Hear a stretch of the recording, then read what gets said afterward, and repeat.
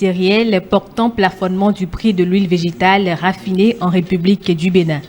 Le ministre de l'Industrie et du Commerce, le ministre de l'Économie et des Finances arrête. Article 1er.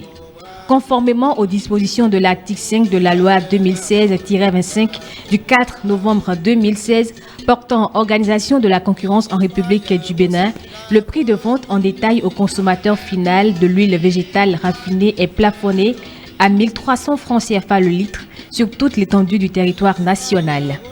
Article 2. Les prix de vente des producteurs locaux de l'huile végétale raffinée s'entendent prix de vente TVA collecté incluse. Les prix de vente des distributeurs, grossistes et détaillants de l'huile végétale raffinée s'entendent prix finaux sans TVA. La chaîne de la TVA s'arrête au niveau des producteurs locaux. Article 3. Le prix fixé à l'article 1er ci-dessus est valable pour une période de 3 mois à compter de la date de signature du présent arrêté. Article 4. L'exportation et la réexportation de l'huile végétale raffinée sont interdites. Article 5. Durant la période prescrite à l'article 3 du présent arrêté, les services compétents du ministère en charge du commerce procèdent à des contrôles stricts et réguliers des prix. Article 6. Toute infraction aux dispositions du présent arrêté est punie conformément aux tests en vigueur. Article 7. Le présent arrêté qui prend effet pour compter de la date de sa signature abroge toute disposition antérieure contraire. Il sera publié partout où besoin sera. Fait à Cotonou le 19 mai 2022.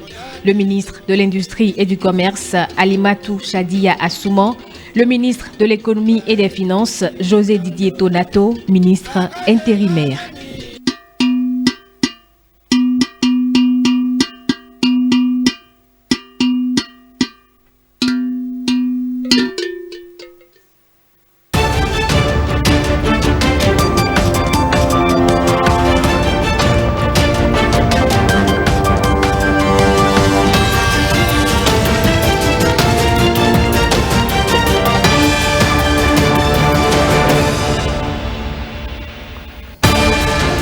Dans les titres de ce JT Soir, cette convocation des commerçants qui vendent l'huile végétale plus chère que 1300 francs CFA, c'est la conséquence de la descente d'une équipe du ministère du Commerce dans quelques espaces de vente à Cotonou. Les images dans un moment. Et puis démarrage demain du CEP, le certificat d'études primaires. 226 676 candidats vont à l'examen d'entrée au collège. À suivre le message d'exhortation du ministre de tutelle, Salimane Karimo. Enfin, le PADME devient PADME SA, structure de microfinance à capital en majorité publique. Son nouveau statut de société anonyme lui a été conféré par le ministère de l'Économie et des Finances. À suivre les enjeux de cette transformation. Bonsoir et bienvenue dans le 23h30. Attention aux commerçants qui ne respectent pas le prix officiel de 1300 francs CFA fixé pour les huiles végétales. Ils auront à s'expliquer devant le ministère du Commerce. En tout cas, ceux qui ont été épinglés au cours d'un contrôle du ministère à Cotonou sont convoqués. Des sanctions planent sur leur tête. Gilles Dansou et Wenceslas Saroïmon ont suivi l'équipe des inspecteurs du ministère du Commerce. Voici leur reportage. La décision doit être respectée à la lettre. Le prix du litre de l'huile végétale au Bénin est fixé à 1300 francs CFA. Les agents du ministère du Commerce maintiennent la garde. Ils ont sillonné quelques supermarchés de la ville de Cotonou. Si la décision est respectée par endroits, il n'y a pas contre d'autres commerçants qui peinent à la mettre en application. L'huile végétale, actuellement, on n'en a pas courage de ça. Le gouvernement est fixé 1300 francs sur les huiles. Et on est en train de vendre 1500. Dans ce supermarché, le prix est respecté et même on assiste à une rupture de stock. On avait ça vient de finir et on a vendu ça 1300. Vous avez vérifié. Maintenant, on va commander encore la semaine prochaine. C'est le gouvernement qui a donné le prix de 1300, donc il faut respecter ça. Le ministre a dit, s'il y a une descente, qu'elle peut descendre même avec son groupe. S'il y a une descente, que le prix n'est pas à 1300, que nous serons pénalisés. Donc, pour cela, on est dans la droiture. Les conclusions sont tirées en ce qui concerne cette descente sur le terrain. Il y a certains supermarchés qui n'ont pas respecté le prix. Et nous avons fait des saisies conservatoires et ils sont convoqués pour le mardi prochain pour la suite des procédures. Nous demandons aux consommateurs d'être éveillés sur le terrain et de signaler tous commerçants qui veulent aller au-delà des 1300, de les signaler, de venir au ministère de les signaler. On a un numéro vert qui est 113 qui peut appeler, c'est gratuit, pour signaler le lieu et le commerçant en question et nous descendons pour appliquer les tests. Et la veille sera toujours permanente. Et cette nouvelle PADME devient PADME SA. Une nouvelle ère s'ouvre ainsi pour le projet d'appui aux PME, structure de microfinance à statut de loi 1901 depuis 3 décennies. À Capitale, en majorité publique, le PADME était créé pour compenser les effets pervers des ajustements structurels et la banqueroute des banques publiques. Après avoir frôlé la faillite lui-même, le PADME est passé sous administration provisoire et après son redressement, il devient une société anonyme. Et ceci par un acte solennel vendredi dernier au ministère de l'économie et des finances. Les enjeux avec Marcel Arossi et Simon Villon. Il fallait y croire, mais également tout mettre en œuvre pour y arriver. Un nouveau départ, une nouvelle vision.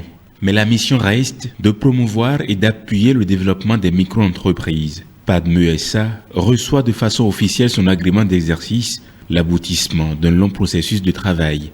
Je me sens empli d'émotion, en même temps que j'éprouve un réel sentiment de fierté, de satisfaction de voir aboutir l'initiative de la transformation institutionnelle de PADME. Que de rebondissements n'a connu ce dossier. Quasiment 2 décennies de tractations de toutes sortes. Enfin, dirions-nous, nous sommes parvenus au bout du tunnel. La forme juridique de la société est modifiée. Le directeur général d'une société anonyme est un capitaliste. Parce qu'en fin d'année, je dois pouvoir justifier les résultats, pouvoir dégager des dividendes à l'État actionnaire, mais également aux autres actionnaires de PADME SA. Ce qui nous reste est encore immense. Aboutir finalement à une institution financière qui pourra être gérée suivant l'approche bancaire, mais tout en restant dans le domaine microfinance. Je renouvelle mon engagement à servir, mais à mieux servir, plus que par le passé. Il apparaît donc nécessaire que tout le personnel se mobilise autour des orientations stratégiques et de la politique de développement que le conseil d'administration aura à définir. Sauf décision contraire du Conseil des ministres, l'État béninois reste et demeure l'actionnaire majoritaire de PADME SA. Et on parle maintenant de la crise épidémiologique de la Covid-19. Eh bien, elle a plombé les activités des entreprises et plus encore leurs difficultés à accéder au crédit. Parmi les initiatives mises en place par le gouvernement, celle du CISAE, le comité d'identification des structures d'appui et d'encadrement. Sous le leadership de la BCAO, l'agence Impact Plus a réussi, grâce au CISAE, à restructurer des centaines de PME pour leur permettre d'accéder au financement. À cet effet, Impact Plus organise ce mardi 7 juin un événement dénommé Impact Time pour partager cette expérience. Marcel Effon, le directeur général de l'agence Impact Plus, nous éclaire sur cette initiative. Il est ici au micro de Blaise Adangpo et Edmond Humbo. Cet événement du cabinet Impact Plus qui se déroulera ce jour mardi 7 juin 2022 à 19h exactement à Novotel va rassembler les parties prenantes du logigramme en commençant par l'identification des structures qui peuvent bénéficier du financement jusqu'à la mise en place des financements, voire le suivi post-financement pour ces entreprises. En tant que cabinet privé, nous avons réussi entre la période de décembre 2020 à la date d'aujourd'hui à structurer 482 projets de petites et moyennes entreprises avec 412 projets qui sont soumis à la date d'aujourd'hui à des institutions financières. Et de ce travail, nous avons eu comme résultat la mise en place d'un montant de 1,412 milliard de nos francs CFA pour les petites et moyennes entreprises dans le travail que nous avons fait. Nous notons qu'à la date d'aujourd'hui, nous avons encore beaucoup de dossiers sur la table, aussi bien des banques que des institutions de microfinance, en négociation avec ces derniers dans les termes qui ont été mis en place et innovés pour faciliter ce travail par l'État béninois. Alors si aujourd'hui nous sortons de nos quatre coins en allant vers le grand public, en posant des actes, c'est pour deux choses. La première, pour nous adresser à nos partenaires qui sont les entreprises qui nous approchent et qui sont à la recherche de financement. Quelle est notre expérience, quel est l'état des lieux et qu'est-ce que nous pouvons leur donner comme conseil à travers cette expérience. De l'art dans votre 23h30 avec les conservateurs des musées des pays membres de la CEDEAO qui sont formés aux normes modernes de gestion des musées africains. Une formation qui s'inscrit dans une politique globale de développement du patrimoine et de l'offre touristique du Bénin. Ce samedi à l'EPA, École du patrimoine africain à Porto Novo, la cérémonie marquant le moment ultime de cette formation a été présidée par Florent Kwaozoti, conseiller technique à la culture représentant le ministre du Tourisme, de la Culture et des Arts, Isumbo et Nathalie Doris-Oolabi pour Le Point. La formation s'inscrit dans le cadre du plan d'action 2019-2023 de la CEDEAO sur le retour des biens culturels à leur pays d'origine. Un plan d'action approuvé par les chefs d'État et de gouvernement membres de l'organisation. La formation qui a duré, il faut dire 9 jours, parce qu'il y a eu 3 jours de formation virtuelle et 6 jours de formation en présentiel, a permis de passer en revue toutes les techniques et les astuces de gestion des musées. Venus des 15 pays membres de la CEDEAO, ils sont 30 conservateurs à participer à cette formation. Nous, participants au présent atelier régional de formation des gestionnaires de musées, satisfaits des conditions matérielles d'organisation de la formation, tenons à exprimer notre profonde reconnaissance. Organisée par la CEDEAO, la dite formation est assurée par l'Université Senghor d'Alexandrie en partenariat avec l'École du patrimoine africain et l'appui technique et financier de Open Society Foundation Oziwa. La formation dont vous avez bénéficié est une plus-value pour votre travail quotidien, en même temps qu'elle vous renvoie à une mobilisation technique dans les processus de restitution de vos pays respectifs. Quant à moi, je voudrais vous rassurer que je serai votre porte-parole auprès de mes pairs ministres chargés de la culture, afin que chacun de nous puisse faciliter la mise en pratique de cette formation dans son pays. La remise d'attestation aux participants a marqué la fin de cette formation. Encore quelques heures et c'est le CEP. Au total, 226 676 candidats iront à l'assaut du premier diplôme scolaire. Le CEP à partir de demain, mardi 7 juin 2022. Le lancement officiel de l'examen se fera à Tchatchou, dans la commune de Tchaourou, sous la houlette du ministre des Enseignements maternels et primaires. Cette année, le nombre de candidats est en baisse comparativement à l'année dernière. Le ministre Salimane Karimou a délivré un message à la veille de l'examen. Nous vous invitons à suivre un extrait de son adresse. Après plusieurs mois de dur labeur, nous voici à la veille du premier examen à grand tirage qu'est le certificat d'études primaires CEP. Comparativement à la session de 2021, les statistiques du taux d'inscription affiche une baisse de 6,36%. Cette baisse, qui devient récurrente et qui ne saurait s'expliquer, encore moins se justifier, en raison des investissements lourds que l'État et ses partenaires déploient depuis plusieurs années pour maintenir tous les enfants à l'école, interpelle tous. Le gouvernement, sous la houlette de son chef, ne ménagera aucun effort pour favoriser l'accès à tous à une éducation de qualité et sur un pied d'égalité, comme le recommande l'objectif de développement durable numéro 4. Des équipes de supervision sont déployées sur le territoire national et sont instruites à l'effet d'apporter les appuis logistiques et techniques partout où le besoin se fera sentir. Chers enfants, toutes les dispositions sont prises pour que vous ne soyez pas dépaysés. N'ayez donc pas peur. Apprêtez votre matériel de travail depuis la veille et ayez l'assurance que vous n'avez pas oublié votre carte d'identité scolaire. Quant à vous, chers parents d'élèves, c'est le moment plus que jamais pour vous d'assister vos enfants. Bonne chance à toutes et à tous. Voilà, bonne chance donc aux candidats et que le succès soit au rendez-vous.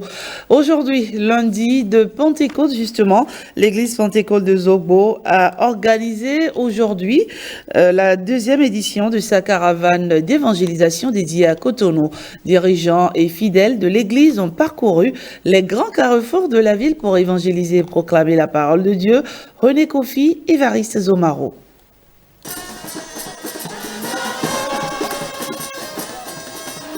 Une caravane d'évangélisation pour prêcher la parole de Dieu et annoncer le retour de Jésus-Christ.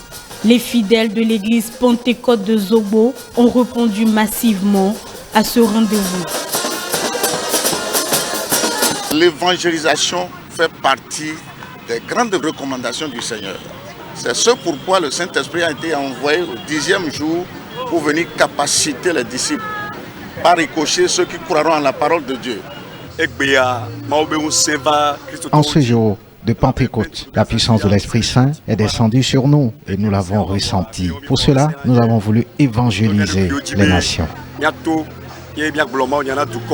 Au cœur de cette grande caravane d'évangélisation, le peuple béninois, un message à son endroit, l'acceptation de Jésus-Christ et son retour imminent. Les Béninois de la diaspora, Seigneur, élève-les, donne-leur de la grâce et que toute la gloire te revienne. Aujourd'hui, j'invite le peuple béninois à donner leur vie à Christ parce que la fin de ce monde-là, c'est proche. Jésus dit, je viens bientôt. Ce bientôt-là, c'est demain qui vient. C'est pourquoi nous évangélisons pour qu'ils écoutent l'évangile, la parole de Dieu.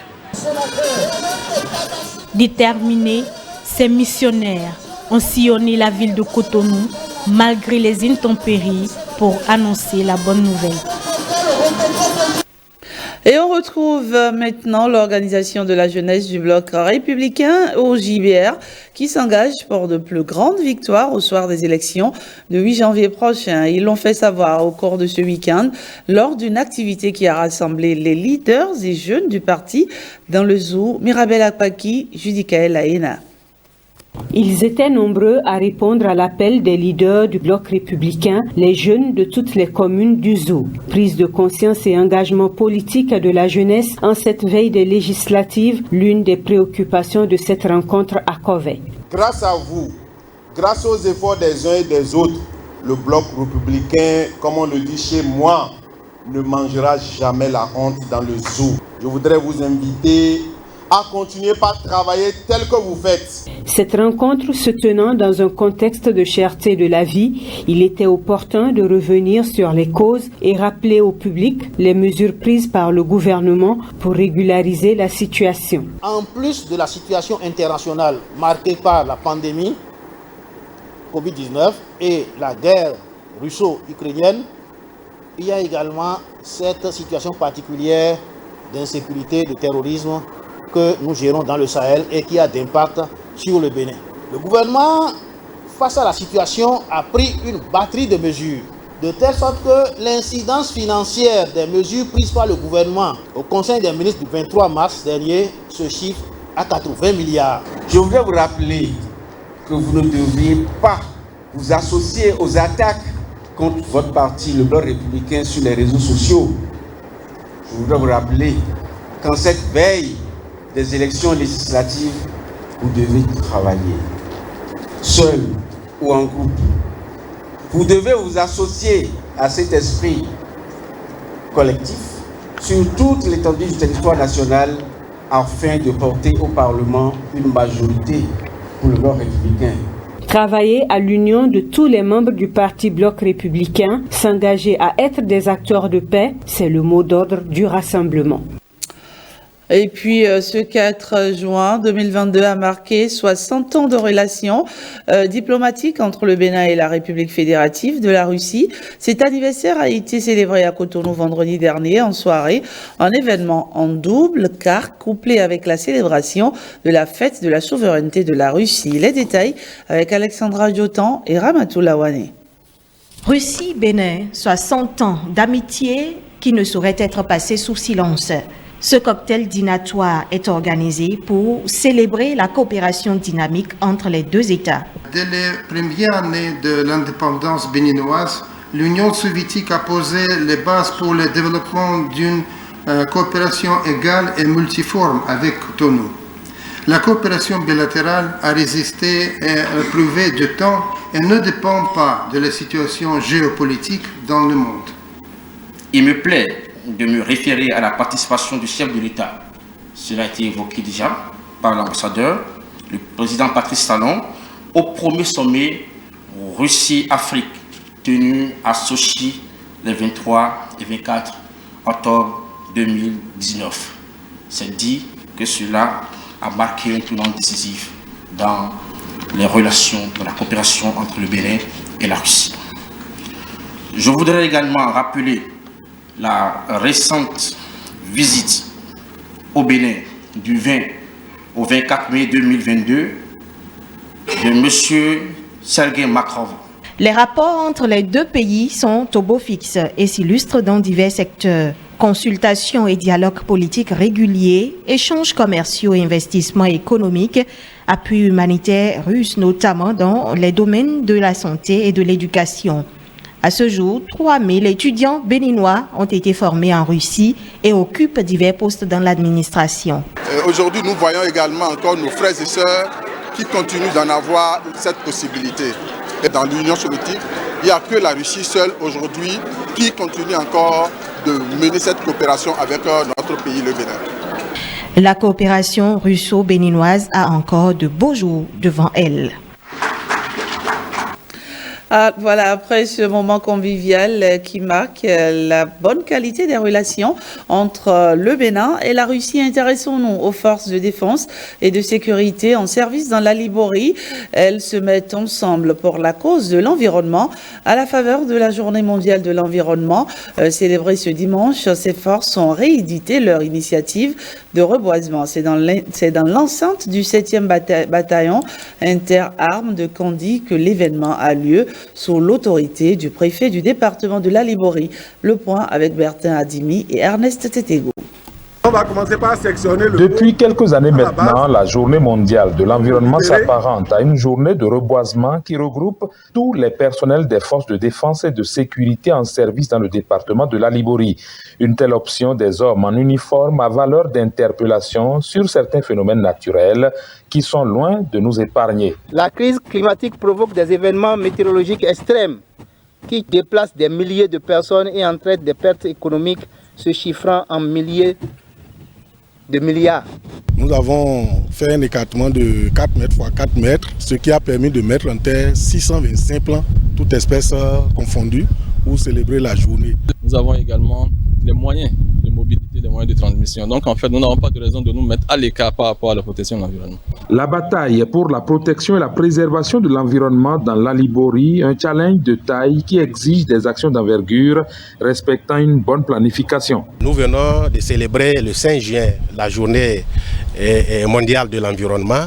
Et le 17 juin, nous allons célébrer la journée internationale de lutte contre la désertification et la sécheresse. Pour ma part, je ferai en sorte que le soutien de la commune vous soit acquis en toutes circonstances dans les défis.